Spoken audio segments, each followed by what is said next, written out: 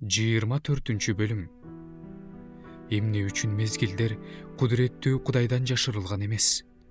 Эмне үчүн аны билгендер анын күндөрүн көрүшпөйт? Мыйзамсыздар жер чектерин жылдырып, жайылган малдарды айдап кетип, өз жайыттарында жайып жүрүшөт. Жетимдин эшегин тартып алып, жесирдин өгүзүн күрөөгө алышат, жакырларды жолдон түртүп кетишет. Алардан жердеги кордук көргөндөрдүн баары жашырынууга мажбур.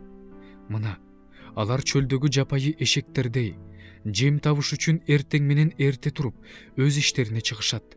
Талаа аларга да, алардын балдарына да азык берет.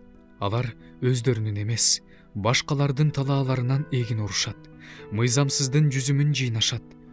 Жылаңачтар суукта жамынчысыз, кийимсиз түнөшөт. Тоолордогу жамгырдан суу болушат, баш баана таппай аскалардын жаракаларына корголошот. Жетимди эмчектен ажыратышат, жакырдан күрөө алышат, кийимсиз, жылаңач жүрүүгө мажбур кылышат, ачкаларга машак беришет. Дубалдардын ортосунда зайтун майын сыгышат, жүзүм сыгылуучу жайда жүзүм тебелешет. Бирок суу сап жүрүшөт. Шаарда адамдар онтоп жатышат. Өлтүрүлгөн адамдардын жаны жардам сурап бакырып жатат. Бирок Кудай мындай мыйзамсыздыкка тыюу салбайт. Алардын арасында жарыктын душмандары бар. Алар Кудайдын жолун билишпейт, анын жолу менен жүрүшпөйт. Адам өлтүрүүчү таң ата электели туруп, жарды менен кайырчыны өлтүрөт. Ал эми түн киргенде уруулук кылат. Бузулган адам күүгүмдү күтүп, мени эч ким көрбөйт деп бетин жаап алат. Күндүз белгилеп койгон үйгө түн ичинде астынан казып киришет.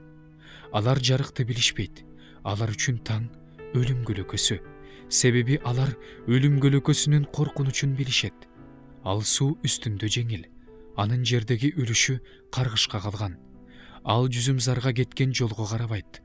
Кургакчылык менен ысык аптап кар сууларын жутуп турат. Өлгөндөр жаткан жайда күнөөкөрлөрдү ошондой жутуп турат. Аны эненин жатыны унутсун, аны курт тамшанып жесин, анын аты жер үстүнөн өчсүн. Мыйзамсыз адам жыгачтай сынсын. Ал төрөбөгөн баласыз аялды кордогон, жесир аялга жакшылык кылган эмес. Ал күчтүүлөрдү да өз күчү менен өзүнө тартат. Ал ордунан турганда эч ким тирүү каларына көзү жетпей калат. Ал ага коопсуз болуш үчүн баардыгын берет. Ал ошого таянат. Анын көздөрү алардын баскан жолун көрүп турат.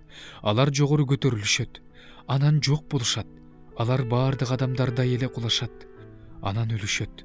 Машактай болуп орулушат.